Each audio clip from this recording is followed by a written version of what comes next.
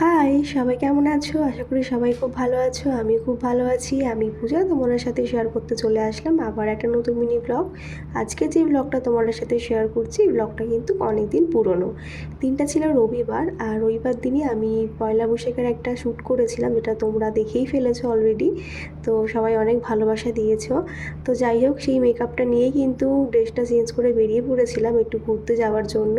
আর তোমার দাদাভাই ছুটি থাকবে বেরাবো না তা তো হয় না। তো দেখো, এখানে মাম্মাম, আমি আর আমার দুই দেওর আর তোমাদের দাদাভাই সবাইকে নিয়ে চলে এসেছিলাম গঙ্গার ঘাটে। গঙ্গার ঘাটে তো এখন সেরকম আসাই হয় না, আর এরকম গরমকালে কিন্তু গঙ্গার ঘাটে এসে বসার মজাই আলাদা। আর আজকে যে ঘাটটা এসেছিলাম, এই ঘাটটার নাম হচ্ছে গোয়ালাপাড়া পার্ক। এখানে একটা পার্কও আছে, যে পার্কটাতে আমি আমার প্রি ওয়েডিং শ্যুট করেছিলাম। তো 5 বছর পর এই ঘাটটায় আসলাম। আর দেখো, গঙ্গার ঘাটে আসলে যেটা না খেলেই নয় সেটা হচ্ছে ঘটি গরম। কারা কারা এটা খেতে ভালোবাসো অবশ্যই জানিও। তো এখানে একটা কাকু ঘুরছিল, তো তাকে ডেকেই কিন্তু আমরা একটা ঘটি গরম নিয়ে নিলাম, যেটা খেতে কিন্তু বেশ ভালোই ছিল। তো যাই হোক, এটা খেতে খেতে কিন্তু একটা সুন্দর সন্ধে কাটালাম সবাই মিলে।